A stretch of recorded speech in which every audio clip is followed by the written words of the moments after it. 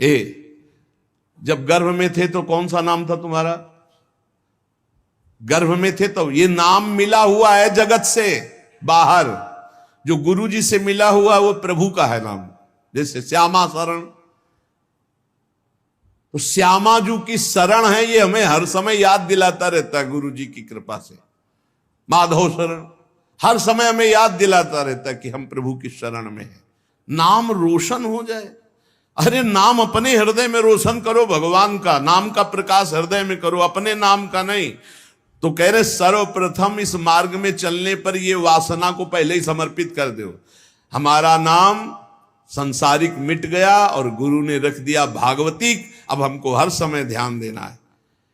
अगर नाम की जय बोली जाती है तो गुरु जी ने दिया है।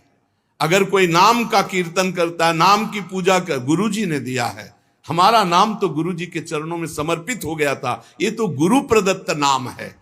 अगर गुरु प्रदत्त नाम की भावना को आप देखो तो शुद्ध भगवान का स्वरूप है वो। हरि प्रिया शरण, हरि और प्रिया की हम शरण में हैं। कहां अहंकार की जगह रह गई है। बोले जय हो हरि प्रिया की, तो हरि प्रिया की जय बोलिए। जय हो हरि प्रिया शरण की, तो जय तो उसी की होगी जो हरि प्रिया की शरण में है। कहीं भी मलिनता और अहंकार का नाम, इसीलिए गुरु प्रदत्त नाम होता है। उपासना के रंग में डूबने के लिए गुरु जी नाम देते हैं। उपासक अपने नाम का पहले समर्पण कर दे, अपने नाम रोशन की बात न रहे और अपने शरीर को समर्पित कर दे। जैसे भगवान, बहुत आनंद। ये भोगी पुरुष क्या जाने वैराग्य में क्या आनंद है। वैराग्य का आनंद तो कोई वैरागी जानता है, भोगी पुरुष नहीं जानता। वो तो उठा ही नहीं है अभी, तो कैसे जाने। उसी नरक जनित क्लेशों में फंसा हुआ है। ये नरक जनित क्लेश हैं, तुम इन्हें सुख समझते हो। अरे सुख जब मिलेगा तो तुम भी उधर से ऐसे घृणित भाव में आ जाओगे जैसे वमन को कोई दोबारा खाना नहीं चाहेगा। रमा बिलास राम अनुरागी, तजत बमन जिम जन बड़भागी। बड़भागी जनों को जो भगवान के भजन में मस्त हुए उनको दिखाई दिया ये सारे भोग वमन के समान, विष के समान विष्ठावत मलवत त्याग कर दिया। बड़े बड़े वैभव भोगों को, क्योंकि स्वाप्निक है, न थे न आए न रहेंगे, ये भास रहे हैं बीच में। आगे जो सिर्फ भगवान का स्वयं दास है और किसी का दास नहीं बनता, और जो न किसी को अपना दास बनाता है, वो इस मार्ग में बहुत जल्दी परिपक्व हो जाता है। इसका रहस्य, हम सिर्फ भगवान के दास हैं।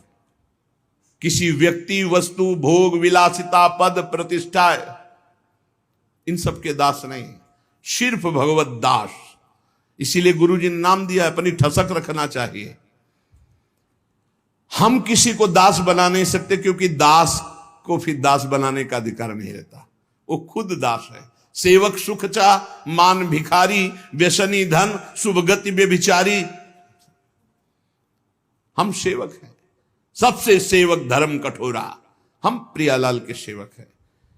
तो फिर और जो अनुगामी हैं वो सब श्री जी की सेवा में है, श्री जी की सहचर्या हैं। हम इनके दास हैं।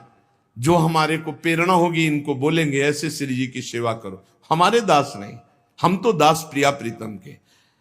ना किसी को दास बनाता है, ना किसी का दास बनता है, सिर्फ अपने आराध्य देव की दासता में मगन रहता है।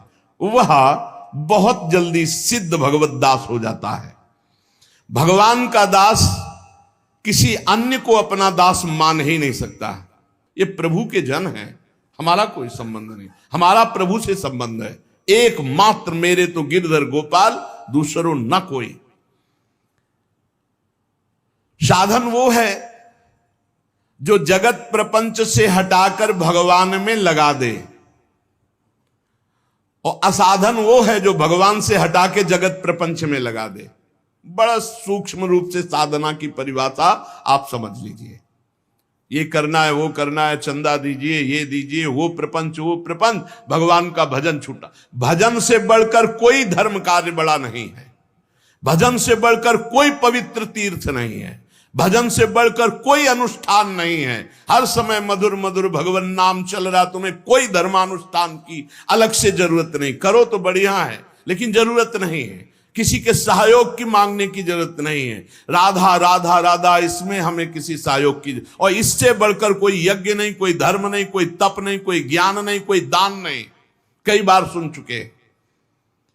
साधना जगत प्रपंच से हटाकर जो भगवान में लगावे, असाधना भगवान से हटा के जो जगत प्रपंच में लगावे। मन में जहां जगत के प्रति थोड़ी भी सत्यत्व बुद्धि है, वहां भगवान का प्रकट होना असंभव है भी। मन जहां जगत में सत्यत्व भाव से लगा है, तो असत में सत की भावना कर ली, असत में, तो सत में सत की भावना कहां रह पाएगी। ब्रह्म सत्यम जगन मिथ्या, इसमें सत्य है तो केवल भगवान सत्य है, नहीं तो ये सब नाम रूप जितने आप देख रहे हैं, ये पहले नहीं था, बाद में नहीं रहेगा, बीच में भास रहा है। मान लो तो मान लो, नहीं तो आखिरी में समझ में आ जाएगा। मन पछतई है अवसर बीते, सुत बनितादि जान स्वार्थ रत ना करुणे सभीते, अंत ही तो ही तजेंगे पामर तू न तजय बहीते, मन पछतई है अवसर बीते। भक्त का जीवन जीने का उद्देश्य भगवान का भजन, भगवान की प्राप्ति। सांसारिक पुरुष का जीवन जीने का उद्देश्य भोगों का संग्रह, खूब भोगना और मर जाना।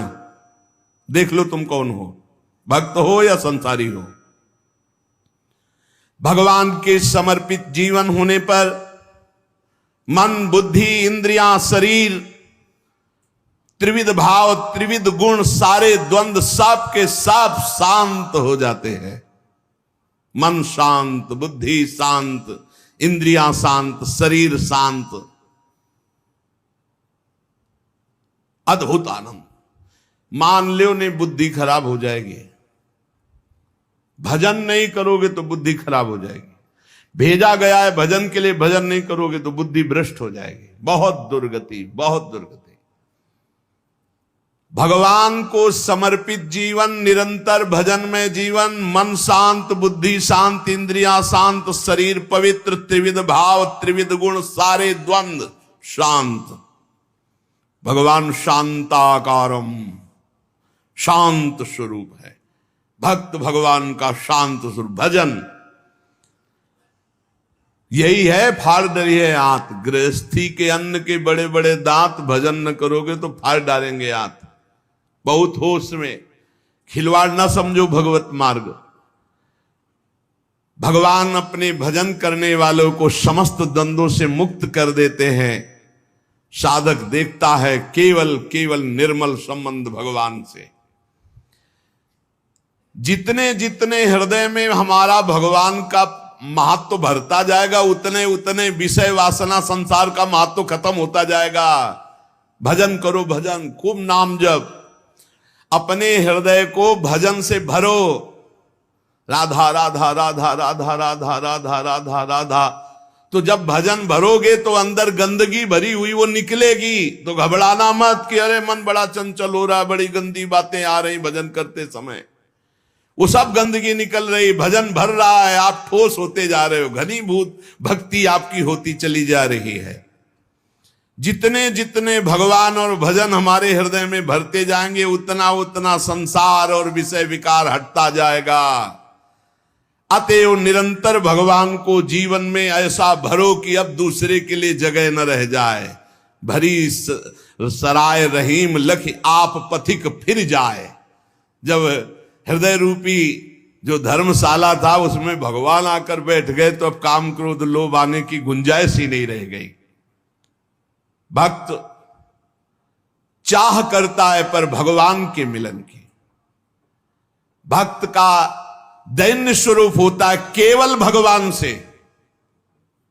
ये धनी मानी नाना प्रकार की भोग सामग्रियों के सामने नहीं दैन्य। भूत भविष्य लोक 14 में भय होए हरि प्यारे, 300 व्यवहार हमारो अभिमानिनते न्यारे। जो भोगाशक्त, धनाभिमानी, पदाभिमानी, इनसे हमारा कोई संबंध नहीं। अभिमानिनते न्यारे।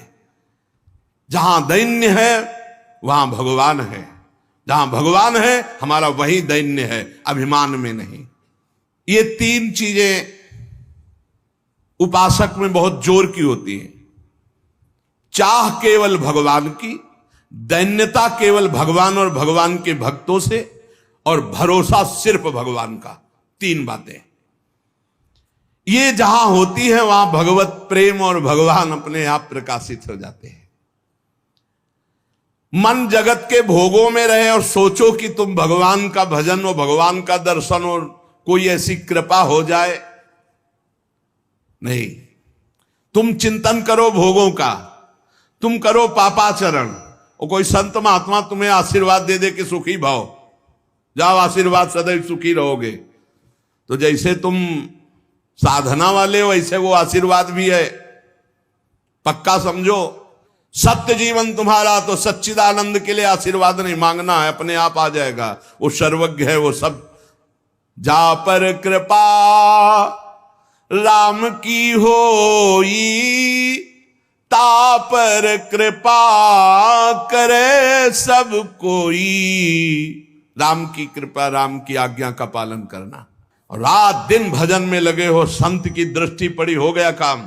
वो आंतरिक दृष्टि होती है, उसमें हाथ पैर नहीं।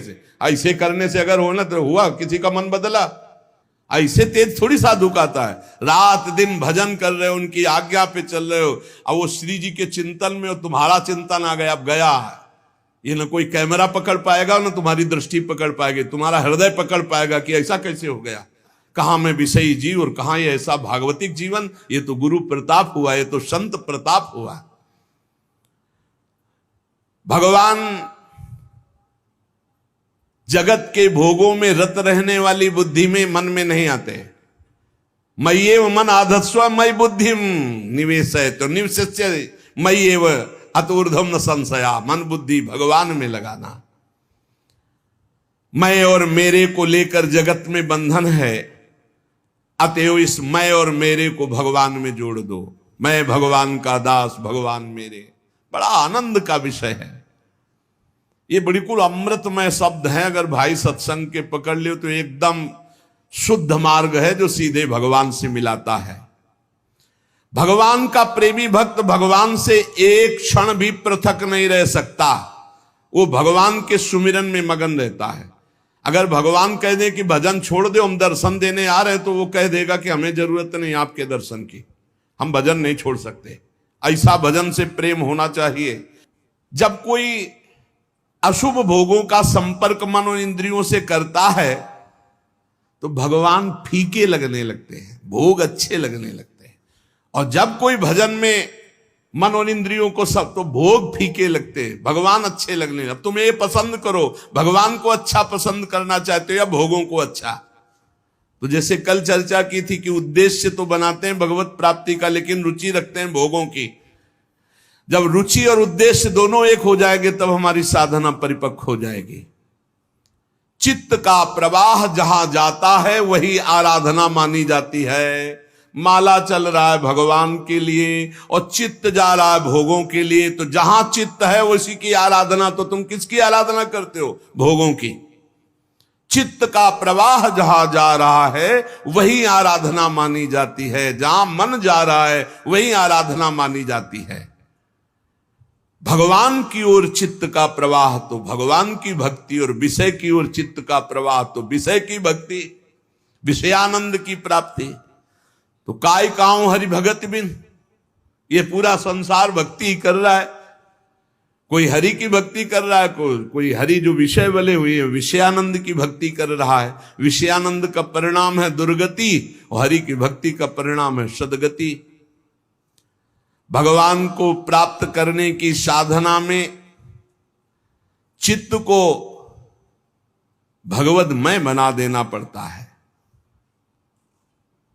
केवल भगवान का चिंतन, मुरारी पादार्पित चित्त वृत्ति। कैसी मस्त स्थिति है गोपी जनों की चित्त की। दही बेचने जा रहे हैं, इतना गाढ़ चिंतन प्रभु का है कि स्मृति में तो ये बात है कि मैं दही बेचने जा रही हूं, लेकिन स्मृति गोविंदाकार है, भगवदाकार है। तो कह ले कोई गोविंद ले ले, कोई दामोदर ले ले, कोई माधव ले ले, तो ब्रजवासी जलेगा बलिहार है। देखो कैसी बावरी हो रही। गोविंद के प्रेम में कहना चाहती कोई दही ले ले, दही तो निकलता कोई गोविंद ले ले, कोई दामोदर ले ले, कोई माधव। विक्रेतु कामाखिल गोप कन्या मुरारी पादार्पित चित्त वृत्ति दध्यादिकम मोहवशादवोचद गोविंद दामोदर माधवेति। साधना में चित्त को ऐसा बना दिया जाए कि चित्त चोर प्रभु के सिवा चित्त में कुछ रह न जाए, जगत का चिंतन ही न रह जाए।